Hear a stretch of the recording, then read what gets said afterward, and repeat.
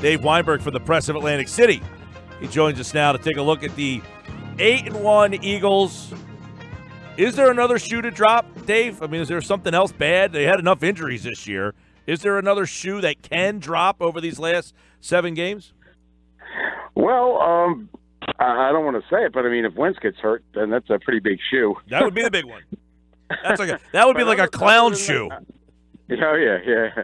Other than that, though, I think I think they set themselves up pretty good here. I mean, like I wrote today, there's a couple of teams like hot on their tails, but if they just keep going the way they're going, I think they'll be in good shape. Yeah, I mean, you've covered a lot of teams. We talked a little earlier about the 2004 team defensively. They had T.O. They probably had I guess you could say that was a more explosive offense with T.O. and Westbrook than this one. But defensively, would you say that defense is better? I think I saw you tweet a while back that the 04 Eagles would smoke this team. Was that you? Yes, I did. So you're not sold that this team is very complete, or what is it? Well, they don't have to play the 2004 Eagles, so it doesn't matter. True. But, I think they're complete enough to compete with the teams they have to play against. I mean, I think you're really underestimating the 04 defense. I mean, you had Pro Bowlers with Lito Shepard and Brian Dawkins, and Javon Curse was right there, Corey Simon. Jeremiah Trotter in the middle, Sheldon Brown, Michael Lewis made the Pro Bowl safety. I mean, the defense was stocked with Pro Bowlers, plus you had Jim Johnson, which I will take over almost any defensive coordinator. Yeah, I mean, and I guess the question with this defense is that one you believe was pretty darn good. Do you believe that this, when push comes to shove, is this a play? Because you believe in the quarterback. I think we all start to believe in the quarterback.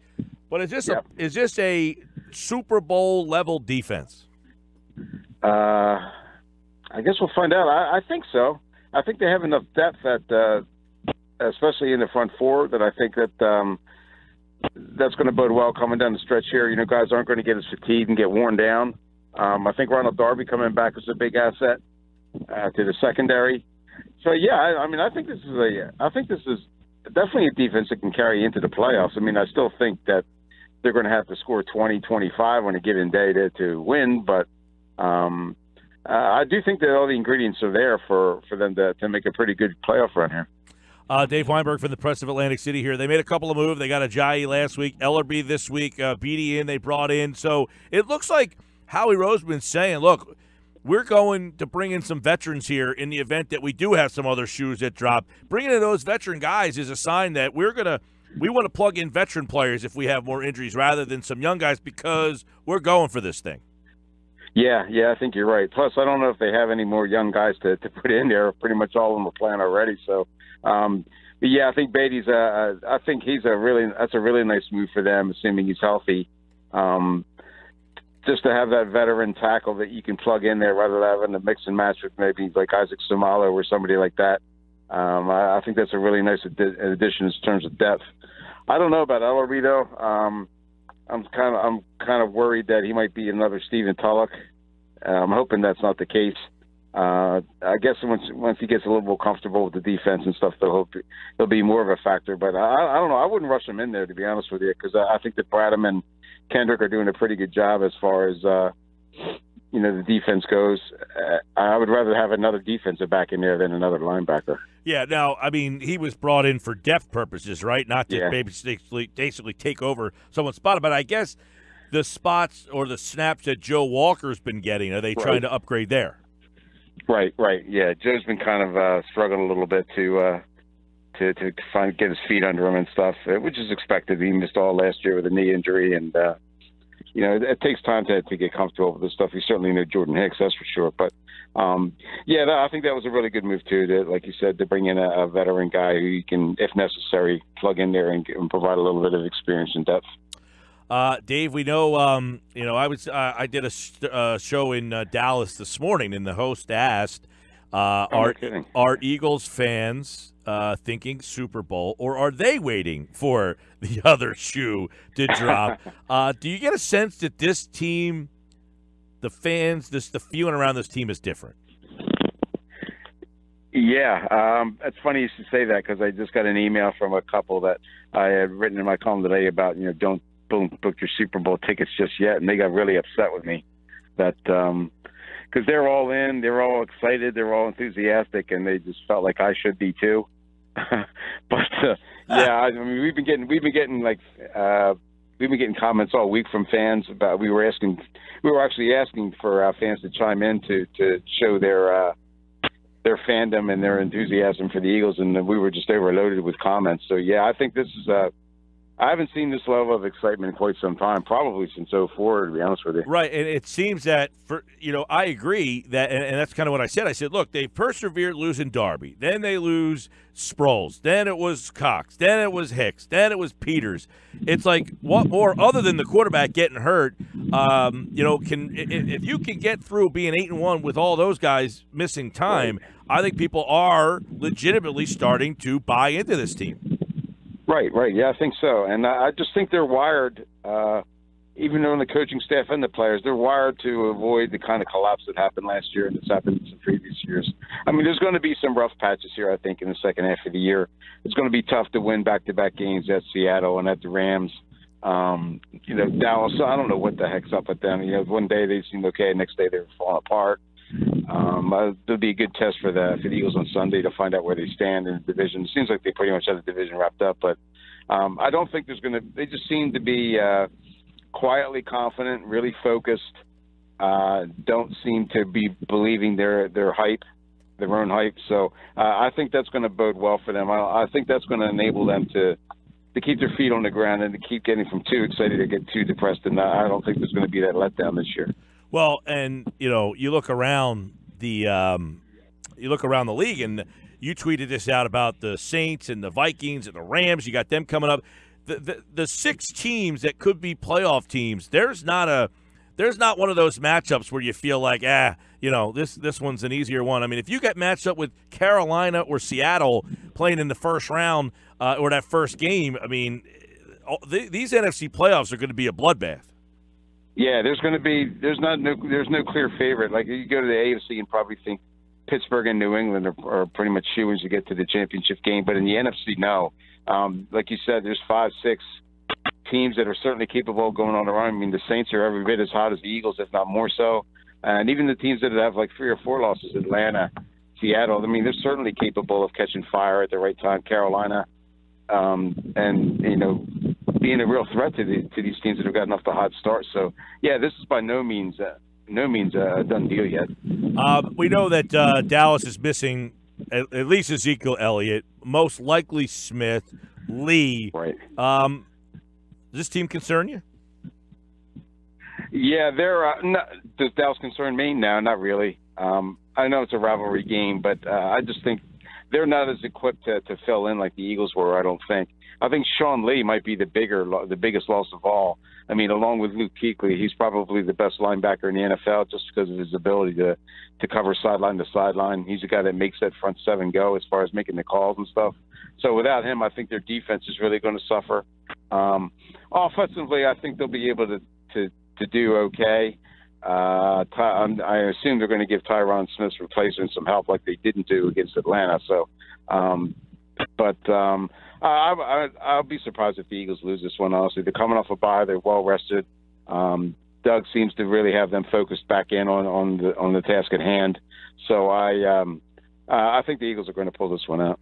Have you seen a season where you go across the board, offensive line, skill position, defense, that guys, there's not a guy that's having a down year? Down year? Yeah. No, there really isn't. I mean, Sayamala was struggling. They got him right out 2 weeks in, and then the replacement was Newski came in, and there really isn't a guy that's just kind of a hole. Yeah, that's true. I mean, that's middle linebacker. You want to count that, but they don't use him that much anyway. So yeah, there's really not a weak spot on this team. Like you said, they've whenever they've lost a guy, the next guy has stepped right up and stepped in, and I wouldn't say equaled what they've been able to do, but they've at least been serviceable enough to where they're not hurting the team. And yeah, that's a good point. I never thought about that, but yeah, when you look up and down, there's really not a hole on this team.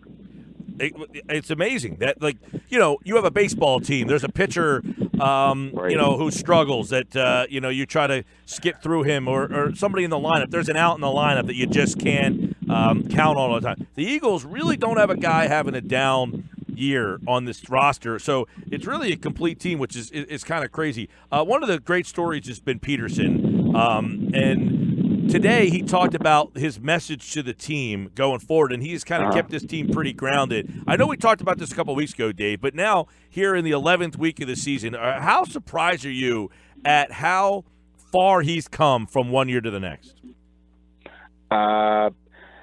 Not terribly surprised. I mean, I know he made his mistakes last year, but I kind of had a feeling that he would learn from them. He seems like the type of guy who's willing to accept what he does wrong. Isn't that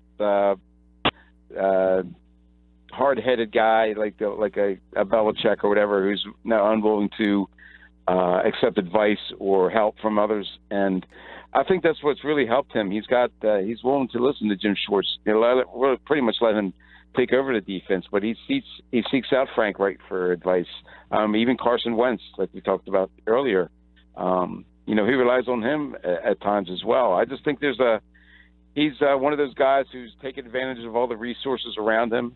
He doesn't aspire to be anything more than a head coach. He doesn't want to be that guy that makes all the decisions. That's how he handles all that stuff. So I just think that's really benefiting him now. He's able to just sit back and focus on coaching, and so far it's paying really good dividends for them.